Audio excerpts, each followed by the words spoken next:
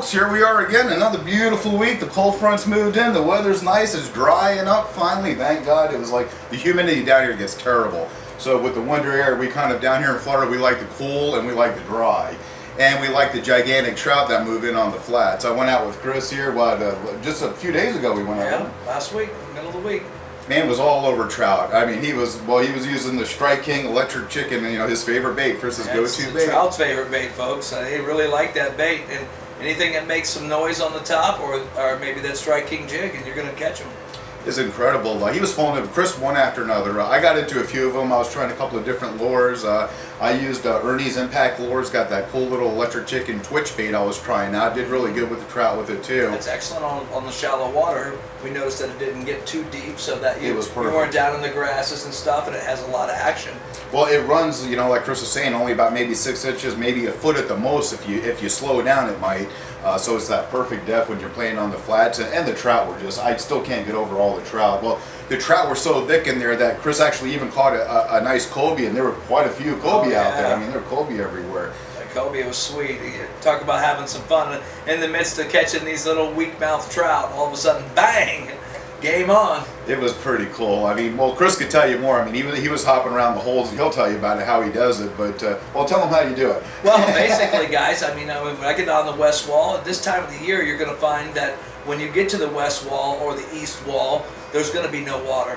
I mean, zero water. You're going to look across that flat, you're going to get to the edge of that bar, and everything from the back side of that bar to the back where the bushes are at, which are going to be about a football field away, it's going to look like glass because there's no water in there. You're looking at 6 inches to maybe a foot on average, all the way down the west wall, and even shallower on the east wall.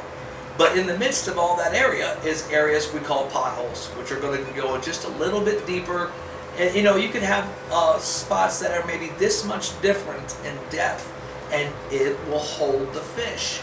So it was amazing, you know, as Chris is going across the flats, because he draws like nothing. We're going across, you know, 6 inches of water, and exactly like he's saying, you know, you'll be running for about, you know, a quarter mile, then all of a sudden you'll see it'll just kind of drop out, and you'll gain a maybe 2 foot, you know, in the deepest part of some of the deep ones, and you know, there they are. That's where the big Cobia, that's where the big trout were hanging out. Even got some nice flounder too. Oh, I know the flounder. I spotted some really beautiful flounder up there, guys. I mean, as far as the west wall goes, I'd say from halfway point to Cape Hayes, on fire. It looked beautiful, didn't it? I mean, it was nice. The water was gorgeous. The water has cleared up. You can see everything. I sight fished about 1,050 fish. I'm going to count on the backside of my hand. And it was a lot. And it was one of those awkward days too. When we were going out, it was low tide. The tide never came in. The wind was blowing down the river, you know, blowing out. Hard, stiff wind. And so it was one of those days when you're looking around thinking, nah, probably not going to be good. But bluebird skies. I mean, it had. I told Frank right off the bat. I tried to let him off the. Oh, it's not going to be that productive today, Frank. You know, we're going to have to work hard for some hits, but. Boy, oh boy, paradise didn't fail us, did it? Well, you know, it's funny he says that. You know, we were checking out, what was that, tidesforyou.com, one of those tidal fish projecting websites, and it had it projected as being a bad day and bad weather. And same thing happens. And I went out with Alex Rice here about a week and a half ago. Another bad weather. We caught all kinds of fish. Alex put us on fish. I love bad weather for fishing. Nobody's out there. That's why. No, honestly, guys. I mean, for the real, I mean, if it's bad weather, I think that's game on for fishing. When it's that bluebird skies and everybody can get a suntan and go to the beach and pick up shells day, the fish go to the beach too and pick up shells. Well, you know, there's no boats out there. You know, so generally when you're out there and you're on a good spot, you don't see 3 or 4 boats with their binoculars sighting you out, then jumping on your back. Oh, they were on us. Yeah, so there was 1 or 2 at the end that did catch us. We definitely had some boats that kept stalking us after a while. We had a couple that were driving by on full tilt and shut it down. Especially when we had that Cobia on. Oh man, that guy came right in on us. Well, tell me how you're working that. We're in such low water. You think, how are you going to work a bait in this low water? Now, what Chris is doing, Chris is sitting like maybe about 20, 30 yards away from the pothole. And with the wind blowing, he'd use a motor just kind of slow us down and keep us on the outside. The motor I'm just using to keep us left and right. And I was letting the wind try to blow us down the bar. Now, when I say down the bar, there's a ridge of this bar where it's the shallowest point, and on both sides, it's going to have a deep side on both sides. So I was trying to keep us down the center of the bar and cast to either side of the bar and you'll see little potholes and little deep areas. But most of all, we were seeing fish. We were spotting fish. I mean, we were visually seeing. I mean, we've seen trout that big everywhere, right? I mean, they were everywhere. And because I think there weren't too many bait fish that I saw schooling around or jumping around, as soon as you saw some action on the water, if Chris caught a trout and I threw a bait close to his, I was on again. Because as soon as there was some action, all the fish would jump on there and look for the bait. So they were hungry. Matter of fact, we're going to go to that video now. You guys check out this video. Me and Chris out there on the flats, west wall. Chris hauled in some nice trout. I got a couple of nice trout. Big cobia Chris got. We'll have to show you that one in a few minutes here. That's going to be a nice video. That's nice. The end of the cobias, you got to be careful when you get them on the boat because they got those big spikes on their backs and they get nasty. But this guy Chris wore him out pretty good and got him on the boat. And gotta have a wingman though, guys. Gotta have your wingman. I got the net, got it in there. Hey, that was great. Right into it. Hey, you guys gonna see some netting skills this week. Frankie's gonna teach me.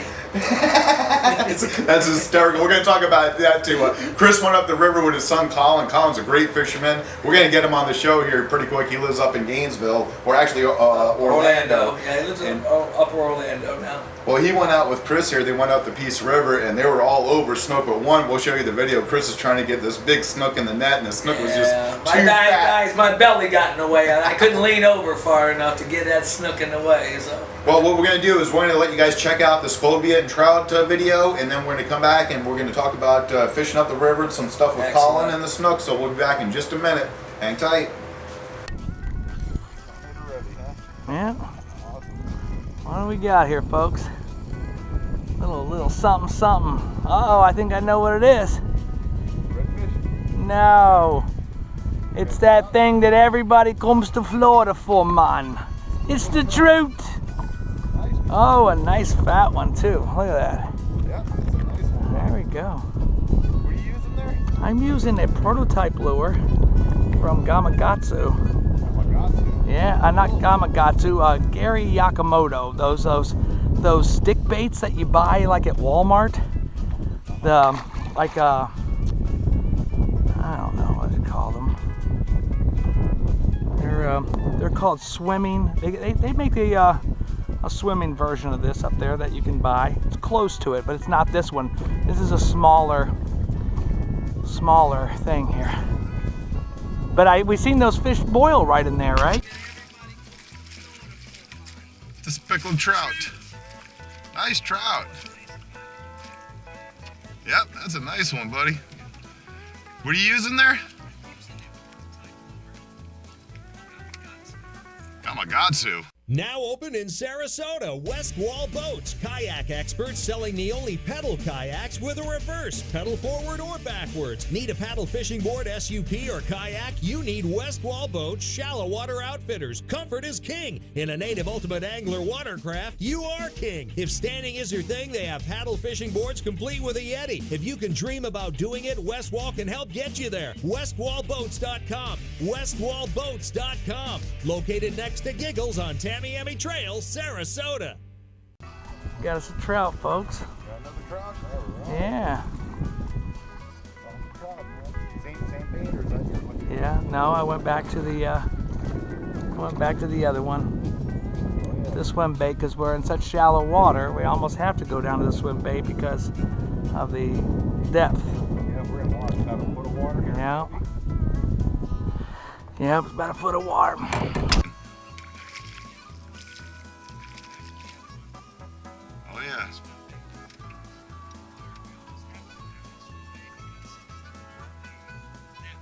Yeah, we're in water, about a...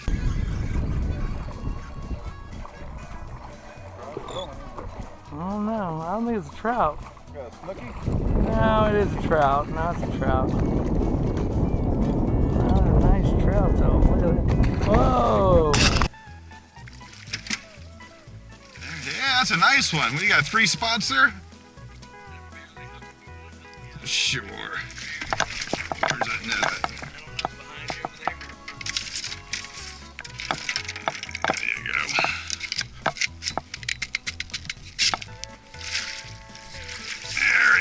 Very nice, Mr. Christopher. Very nice. Phew! Look at that beautiful redfish. That's why we came out here. Electric chicken, there it is. Pink and chartreuse. Nobody wants to make a pink lure, but it works. Working lure, but somebody is making a working lure and they're selling it. It's called Stray King. Electric chicken, beautiful fish. Look at that. Very nice, very nice. Shouldn't eat the chicken. I like the chicken. See trout head. Oh yeah. That's a nice one. You got 3 spots there? Got him barely hooked if you want to help me out here, Frank. You just barely hooked. I don't know, it's behind you over there.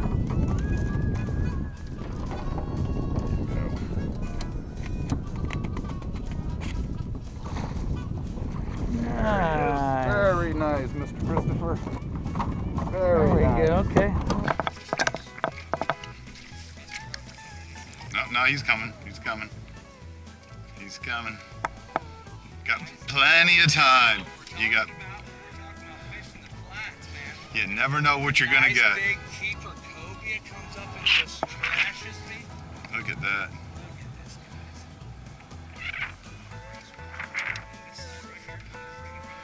I'm ready. Bring him right to the net. He won't even know. You got it. You got it. Yep. Yeah. It's fine. Just stay behind him. That's right. We're in no hurry. Let him play. Beautiful fish. Make the turn. Ah, you fucker.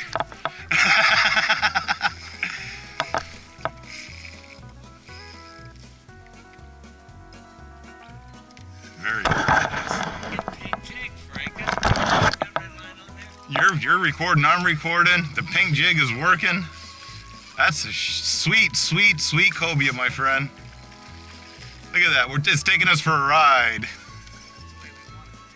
I'm gonna let it burn up some of that cobia juice. Okay, yeah, so when we bring it to the boat, it's gonna get ugly.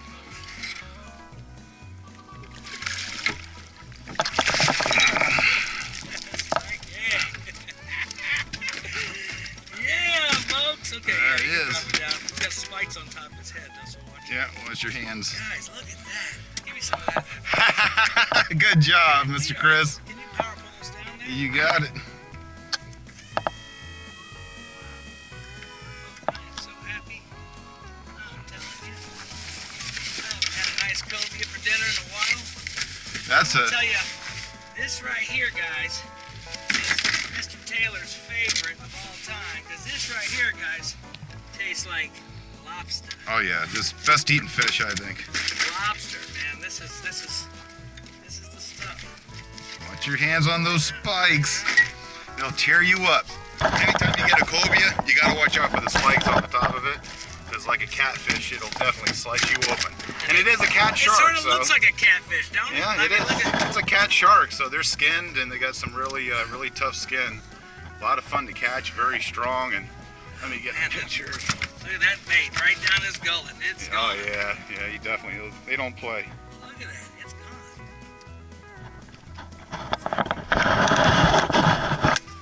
We got him deep, boy. He is deep.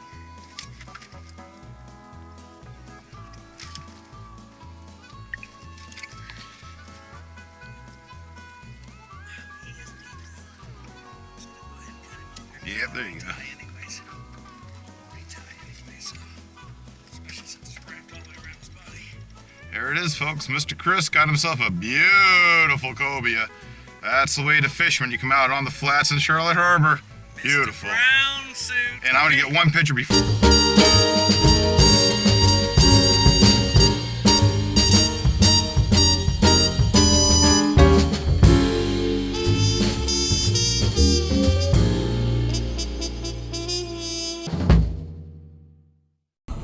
That's a sweet, sweet, sweet cobia, my friend.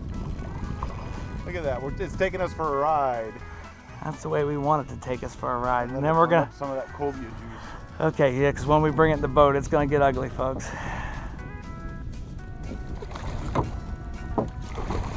Oh yes, Frank A. Yeah, folks. Okay, yeah, you can drop it down. It's got spikes on top of his head though, so watch out. Guys, look at that. Give me some of that there, Frank. Good job. Ernie. Yep. There's the old electric chicken. Me and Chris, actually Chris, I think discovered the electric chicken out here. We've been trying to get. This is what we're trying to mimic, guys, right there, you know? We're trying to get this bait going, and Ernie has made a twitch bait that's a spins. Yep, pretty cool. Definitely is going to be effective for the trout. Well, I grabbed this guy with my fingers, but I don't want to bite a hole through me, so I'll grab the bocas.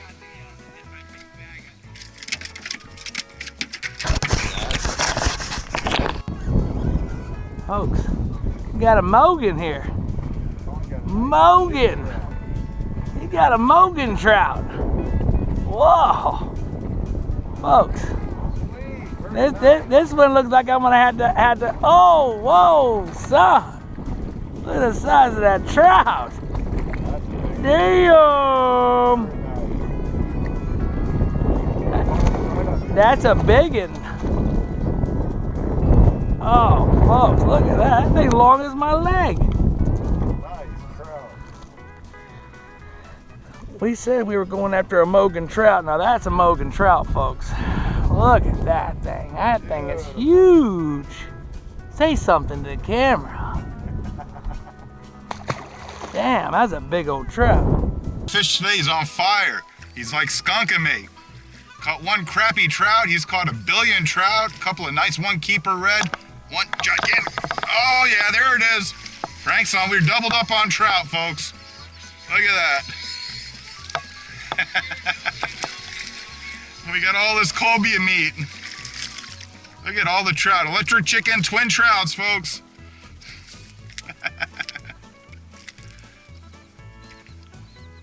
All right, calm down.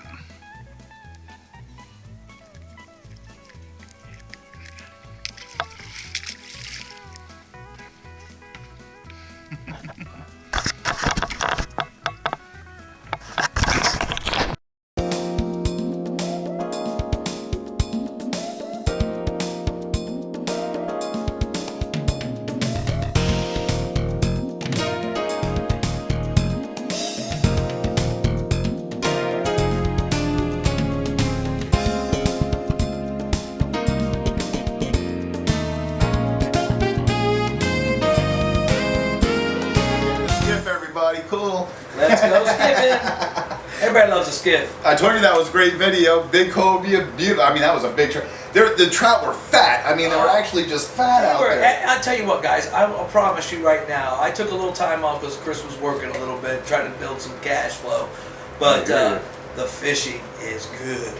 It's as good as it's gonna get, and it's on fire. Everything you catch, you're getting ready to see some river segment. Some of these snook that we caught at the river. They were so fat. I don't know if Frankie will break out of the archives the picture he took of the snook's belly that I filleted in my house. The first, that 12... layers of fat. I mean, it looked like layers like this. It looks like two softballs laying in its stomach, that fat, thick of fat. And then when you filleted the fillets, it had fat in through the meat. I've never hardly seen that ever in any fish. Yep. Them snook were fat. Oh, it was fun. Incredible. It was. Matter of fact, we went up about 2 weeks before Chris did, and let me see if I've got this here. What you looking for, Frankus? Where is it? Oh, I got it right here. Right here. I was gonna say our lure's here. We're using this little tilapia. Bill Daniels made this. Oh, I wanted to say too, Bill donated really cool, man. These cool reels, classic reels, man. These are like old, really cool. Nice. He brought a box of stuff over for our set. And he's got these. Check out his website, danielsdeceivers.com. He's got back scratchers, which are favorite lure. Like, see, check it out, man. The 206, and then he puts a back scratcher on it. So if you catch big snook with it, you can actually get your lure with a back scratcher, even a bottle opener. It has these whole kits he does. Really cool. I think I need a bottle opener, Bill. Daniel's Deceivers, very cool. But yeah, we were up there using this tilapia. And this sucker was killing it, man. That's what I caught the 12-pounder on, guys, right here, folks. I mean, this is it, a 220. It's a diving bait. I'm not exactly sure. This is a 720 on here. The 220 was the top water tilapia that I'm using. Same exact colors in the 20 color. But this one is the 7 series, which is a flat one, and then I think the 6 or the 8 series is the round ones. But this color, guys, up the river. Beautiful. It's that can't silver go wrong. tilapia. And right now coming down, you know, we were up by the dam. I know you guys were up in the Finger Lakes. You know, I went with them up by the dam, so the tilapia are kind of flowing right over, so they expect to see it. Damn. But yeah, we were way up there. You guys I'm went to sorry, Shell I'm talking Creek? about Shell Creek Dam. You went I'm to Shell sorry. Creek, lost off the river. I'm on the way on the right. little foamier far away. Yeah, we actually, when we went up, it was before that, and that was way up. That's when we went past the trusses and he put in at DeSoto Marina. That's an That's awesome been area about up there, 3 guys. weeks. But you do need to sort of know where you're going. Pretty shallow Yeah. up in that area. And Bill has a small flat bottom boat like me that sort of travels through those areas. You know, you get a deeper V boat in those areas with the tides going out the way they are negative. Yeah, you could definitely be on the sandbar back up in that area. Well, tell me, how'd you guys do? You and Colin had the 201. I mean, that's Colin awesome. called, Dad, please, I got to come home and go fishing. He doesn't have a boat up in Orlando. The poor boys, you know, he has all this fishing equipment, no boat. So he said he's coming home for 3 days. And we went up the river for 3 solid days, and we let it go. And I tell you what, there were some times there that I turned the camera off and just set it down because it was sort of getting heavy on my head and stuff. But wow, some of the most crazy explosions. Beautiful. The first day we forgot the camera, so that ended all that. So second day we went out there. I used the camera for a little bit, but we got there early, and then I ended up getting some footage later in the show. And I think that's about all we ended up getting. We have very limited footage up the river, but I do have some pictures of a nice snook that I caught up Oh yeah. closer to Horse Creek. You know, Well, we're gonna show when we break for this one. We're gonna show some footage I took with Bill going up the river, up that direction when we went that time. So you'll see that, and then of course the footage. Chris has some great shots. He has reeling in that big snook. Colin is just all over that snook. That was awesome. And a couple of nice ones he got up there, but you check it out. And real quick too, now you're up in, you put in where in DeSoto? Where'd you put in? I took you a couple pictures there that were on that thing that showed some of those mouths, those little inlets and creeks and stuff. So maybe if Frankie puts one of those little pictures on there, so you can get an idea of what I'm looking at when I'm up there getting crazy snooky, you know. So, but well, the river's all full of those little creeks that come out. And, little fingers that stick off. Where they intersect the main river, with that river flowing like it is, those snook like to get around those points, and they'll be somewhere around that point. Either they're going to be on that point, or they're going to be deep into the hole by that point, or they're going to be on a sandbar close to that point. Yeah, waiting for the fish. Waiting for the turn of the tides, waiting for the bait to come by them. They don't want to, snook do not want to work a lot for their food. Until, you know, but they'll sit in ambush. They'll sit and wait in ambush. Sure. So, yeah, and up there's so much coming down. You know, the rains are just starting to back off now. So awesome. the past couple of months it's been flowing. Well, you know, the river's clearing up. So now that when you get out here on the Peace River around Charlotte Harbor, it's clear. It's got the tinny color, that tint to it, but you can see clear through it. So you know, the fish are really going crazy. It's cooler, so they're coming out on the flats. They're not really running from the sun like they were, and they're actually looking for the sun to warm up. Exactly. That's why I'm talking about the sandbars. You know, they might not be in a deep hole on a cold day. They might get up close to the sandbars so that they can get up in the shallower water and warm up in the sun. And they did that when we were fishing. When early morning, it was cold. It was pretty dead. And now, as the sun came up and it started heating up those flats, that's when the trout and the cobia turned on. Yeah, they did and the turn reds, on, and they turned on. So they turned on by that moon too, guys. Yep, that's true. Don't ever fail your moon. Because I tell you what, we were going along, not catching for a lot, and all of a sudden, boom, caught the first one. I'm like, Frank, what time is it? You know? And we were right on the moon, and it just lit up. I was like probably 20 fish in an hour and a half. Yep, and that's on a still tide. Fish. On a still tide, no moving, no water, no movement at all. And the moon was coming up at the same time. The sun is just coming up and warming up, and the fish did go nuts. So it's called wintertime fishing, guys. Just stay in bed, snuggle with mama for a little bit longer than you normally would, have late breakfast, get out on the flats around 10 o'clock. You don't have to rush out there at the beginning of daybreak and try to get that early morning shot. All you're going to get is frozen. So wait till the flats and everything warm up a little bit, just like those fish. They're going to come alive, you know. Middle of the day in the wintertime, they usually come alive a lot more, especially if you have a tide movement. Yep. Especially if you have a tide movement. Well, we're gonna go to the video that Chris brought me, so you can check out that nice snook that Colin reeled in, a couple Chris got, and we're gonna come back and wrap things up, and probably just give you a little general fishing report from Charlotte Harbor. So y'all be cool, check out the video, and we'll be right back. Yeah, while we're waiting, Frankie's gonna teach me how to dip net. Got a little snook. I don't know what he's got here, but I'm assuming it's a snook.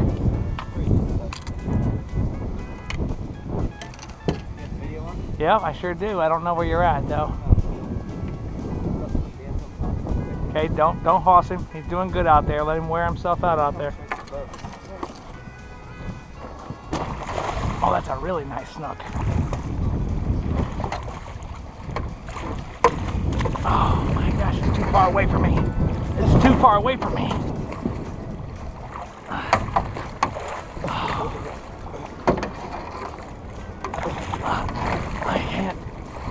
I can't even get him in there. Jeez. He's too big. Look how fat that thing is though. Holy, it looks like one of those tarpon Snook, that's what I said the other day when we caught them. It looks like a tarpon snook. They're so fat. Let me get a snapper.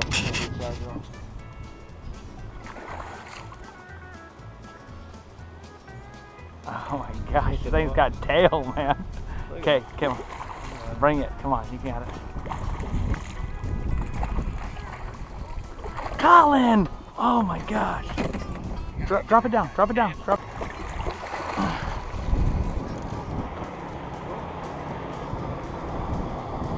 Nice fish, kid. I just had one blow up over there. Folks, we're gonna be checking that out soon I can't too. wait for my mangrove flies. We were in there checking. I mean, this stuff's cool. I told Chris. Have they ordered it yet? Yeah, Bill ordered it, and I sent the logos over and all that. But I told Chris to get this mangrove flowers, so they did this really cool design with this new, really cool. Forget about it. You guys are not going to see me again. You're going to look at the it looks video, like a mangrove. and you're going to look like a bush is carrying this rod around catching fish. I told Chris the way I cast, man, into the mangroves, he's gonna put on the shirt, I'm gonna turn around and cast right into his chest. Watch. I'll probably get hooked up, guys. I'm sure of it. I probably hook myself because that's how I am with mangroves. Really cool. So we're gonna be checking out those really brand new. I haven't seen anybody else with mangrove camouflage at all. It looks gorgeous. So it's really neat looking. We're gonna be checking that out. Also, check out Alex, TotalPerformanceCharters.com. Man, great charter fisherman, backcountry flats, awesome guy. Have a good time. RealActionCharters.com. Dwayne French, he's doing offshore. Frenchie. Love Frenchie. Oh man, he's got that nice Hatteras now, so he can take you offshore. Hey, that's It's comfortable, like guys. The most comfortable ride you'll probably be in for a while. A nice guy, Man, Southern gentleman. A Southern gentleman, hell of a fisherman. He's been in the business yes. like 50 plus years, and the Hatteras is just decked out. I mean, it's got AC, it's got a whole kitchen, nice. It's got a dining area, got it's it going on, sleeping facilities, a full head. All you offshorers, this is where you want to go. Oh man, he's got his own ice machine. He put a keg in there. I mean, he can really got a nice sound system in there. There you go. Fishing poles, he's loaded with pen rods and reels. He's a pro staffer for He's a Penn. pro, guys. He's a pro's pro. Real nice guy. Knows the area like the back of his hand. Oh yeah. I'd like to have a third of Dwayne's knowledge just so I can get a little better. He is a smart guy, great fisherman. So yeah, RealActionCharters.com. Also, he has SportFishingPlacida.com too, where you can check out his Hatteras. You can go to FishyFins.com. He's going to be doing a show with us also offshore, so that should be awesome. I got some special underwater cameras just for Dwayne's boat. Also got a drone we're going to be using offshore on Dwayne's boat too, so that should be awesome. So don't forget to check that out. ShallowWaterSecrets.com. Master Captain Ricky Banks and Mark Kurasek over on the Space Coast, Cocoa Beach, Florida. Check out their website. Get on Facebook. It's Brevard County Fishing Reports. They're in there. They post great stuff. Fishing the Space Coast. If you're around Cocoa Beach, anywhere around East Florida, those gigantic reds, those guys are all over it. And Mark and Ricky, smart guys, they'll get you out on a charter. They teach you fishing. They teach you the area. They show you the fishing spots. So they'll actually teach you how to fish if you're new in the area. So check them out, ShallowWaterSecrets.com. And also, we're going to be doing a lot more stuff with Chris here. I believe we're planning on It's getting ready to heat up, guys. Oh, I'm definitely going to do a trip with Chris out here. I really want to hit the islands on the other side. I want to hit the east wall. I want to hit those.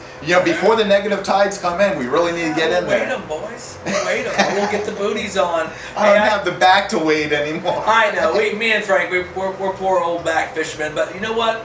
you guys get a flat boat like mine, you guys Yeah. don't have to worry about waiting. You just take the push pole and push yourself up there, and it works. And knowing the area too helps out a lot when you're going that. But with what we were telling you guys today about this bar, you guys can take your bigger boats. You can come up to the outside of the bar and you can fish down this bar, and you can get these quality fish without having to have the boat that goes in a foot of water. Well, I'll tell you, the area that you brought us, so we were, we're the halfway point where the marker is on the west wall, and Yeah. if you go about 400 yards south of that, that whole length of where the bar comes out, there is like Chris said, a trough on the inside, and it drops off on the outs. Two troughs. And so you can sit on the outside of that bar and cast, maybe 40, 50 yards over the bar in there, and do some good fishing. If you got a really big boat, let's say you got a boat that's just totally not meant for going in shallow. Park that thing, get it up on the bar, and put the anchor out. Get out and walk right down the bar. You're looking at maybe this depth of water on top of the bar. Mm-hmm. I mean, maybe this deep at your deepest spot. Guys, don't worry about the sharks. They're not going to touch you. Nah, You're humans. You stink. You stink like garbage to them. They do not want to eat you. No. They have no. The stingrays are a worse enemy than any shark is out Just there. to shuffle your feet if you step on a stingray. it might Shuffle, get you. shuffle. But cast back and forth. Use a gold spoon. Use a top water. Use the jig that I promote by so much. If you use that, then you might have to take a lot of fish off, okay? And I'll tell you this, so that you know what we used, the Aqua Dream spoon we used out there did great. AquaDreamLiving.com, great spoons. The Banks Creeper, great soft bait that they have. Banks Flats Creeper it's called. Great soft bait. So you can pick those up, bankslure.com.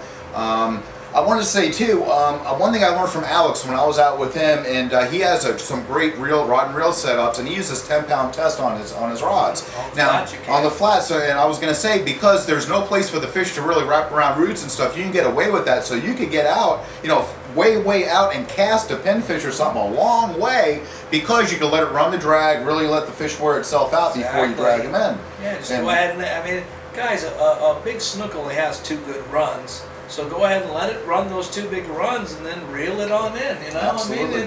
It'll cooperate after those 2 big runs. So. Well, we were with Roger, Fine Bait and Tackle in Northport. Check him out too. They just bought the store. Got some great big live shrimp for sale there. Beautiful shrimp, great baits. But we were out fishing with him, and he had a big snook on, a big 40-incher, big sucker. 10-pound test, 20-pound leader. He ran probably 3 times. That's pretty dangerous. It was the pushing 20-pound test leader with a 40-inch snook. Well, is pushing it. Even Alex was saying, with a 20-pound leader, you're taking a long time to get that fish to the boat. You're definitely not giving it no resistance. But he did land it, so he got a big snook 10-pound test line and playing the flat, so he had room to play. But we're going to be back soon. I'm going to get together with Chris, do some more fishing. We got some brand new cameras in. Got some new guys coming on the show. Well, we should have. I'm heading over to Cocoa Beach. Hopefully by the first week of December, I'm going to do a show with Captain Banks, and Mark Karasak. Really want to get out with the boat with them. I do a little coverage over on the other coast and get out there a little bit. Some great people and great fishing. And me and Chris are going to do a lot of fishing here coming up. I'm getting a boat myself. My dad's buying a flats boat. I can tell you, if you want to buy a boat... Everybody, go buy a boat. Heck with it. Everybody, let's do it together. I'm going to tell you this. Unless you plan on going out deep sea fishing and spending a lot of money, buy a boat that'll let you play in the flats. Because if you're in Charlotte Harbor... Other people get a pontoon boat so that you can just go out for a cruise. And if you want to go up on the flats, pontoon boats float in nothing. Beautiful. Pontoons are great. If you really want a sport fishing boat, stick with the skiffs. Get the tunnel but the hulls. skiffs are going to be a little wet, guys. They're going to be a little rough riding. So if the waves get up, it's going to be a rougher riding boat. It's much more for the enthusiasts, that really can take on. If it's a nice calm day, your skiff is gorgeous. It's going to go anywhere you want to. If you get a boat that has a flat bottom and a V front, you can probably tool around most of the harbor and not too choppy weather and get by with it. If you get a flats boat that's got a shoveled front, where you don't have that V that'll cut into the waves, you're going to hit those waves. It's going to knock the life out of you. My boat's got the flat front end you on hit it. that flat, and it's going to. So if you don't have that V shape in the front, even if you have a tri-hull without it, you're going to get smacked most around. Most of your john boats these days do come with the modified, what they call a modified V hull. Goes a V to a so flat. that way it doesn't beat you up so bad. My boat happens to be a 1990. But 1990, I was one cool dude, man. You got that right. Yeah, the brand new boat. But yeah, so I got, hopefully I'll find a decent boat. I know Dad can't wait. He's selling his Mako. Looking for a Mako, $7,000, 20-foot Mako, 150-foot Merc on it. Check it out on Craigslist or go to fishyfins.com. I'll have something there about it too. That's it. Pop will sell your boat. Oh, yeah, it's a nice boat too. He just needs something smaller, man. That thing's a big Well, boat. his boat is mostly meant for fishing out in a little bit deeper water, a little safer, a little better on the ride. Got some rails on it, Yeah, right? absolutely, You know? absolutely. So it's a Charlotte Harbor boat all day long, guys. If you're going out to the artificial reef, you're going outside of Cape Hayes, Placida, Boca Grande, it is a perfect boat for it. But if you want it, hey, get off of there. What are you doing? That's a catty. You want all the attention.